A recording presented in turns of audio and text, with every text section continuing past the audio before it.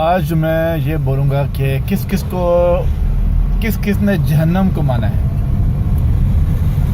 معلوم کیوں جہنم کو مانا ہے؟ اس لیے کہ رمضان جو ہے وہ کچھ دنوں میں آ رہا ہے، اور پاکستان کے اندر جو جہنم کمانے والے ہیں ان کی لسٹ اس طرح ہے کہ جو لوگ رمضان میں قیمتیں اوپر کریں گے اور پبلک کو تنگ کریں گے وہ جہنم کمائیں گے.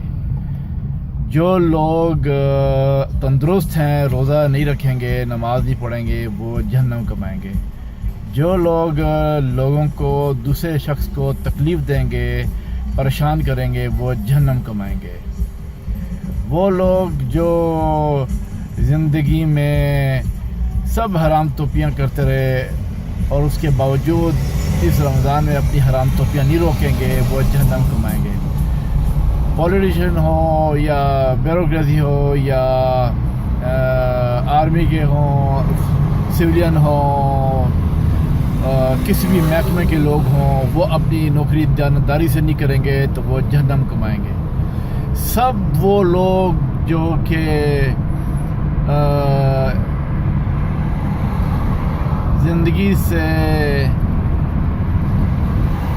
ہٹ کر، یعنی کہ زندگی کی حرام توپی سے بچ کے، پرے ہٹ کے رمضان میں اپنے آپ کو درست کریں گے، وہ جنتی ہوں گے اور صحیح جنتی ہوں گے. لیکن وہ جنتی اس طرح ہوں گے کہ اگر وہ رمضان کے بعد بھی اپنے آپ کو ویسے ہی درست رکھیں گے تو وہ جنتی ہوں گے، ورنہ وہ جہنمی ہوں گے اگر رمضان کے بعد وہ دوبارہ ایسی حرکت کرتے ہیں.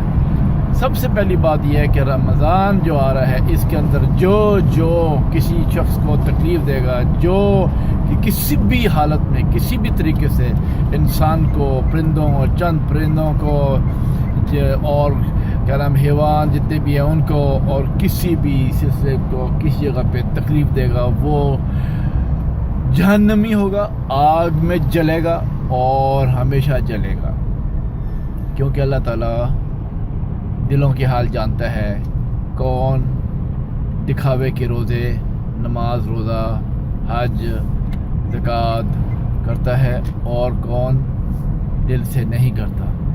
اللہ تعالیٰ سے کبھی کوئی بات چھپی نہیں ہوتی. اس لیے اس رمضان میں جو لوگ جنت کمائیں گے اس کا طریقہ کار یہ ہے کہ اس رمضان سے شروع ہونے سے پہلے اور رمضان میں اور رمضان کے بعد حق کا ساتھ دینے والوں کے ساتھ حق کا ساتھ دو، اور سوچ سمجھ کے ہر قدم کو اٹھاؤ اس سے پہلے کہ اگلے جہان جا کے لتراڑ ہو، چھتراڑ ہو، ٹھڈے پڑے، آگ میں جلنا پڑے.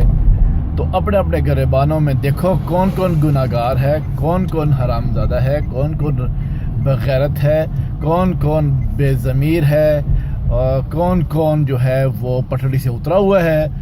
تو اپنی جو قبلے ہیں ان کو درست کرو، اور اس رمضان سے فائدہ اٹھاتے ہوئے اپنی ساری زندگی کو صحیح راستے پہ لے کے آؤ. میرا اور میرے بھائی کا یہ میسج ہے تم سب پاکستانیوں کو جو دنیا میں جہاں رہتے ہیں. اب میں اجازت چاہوں گا. چاؤ.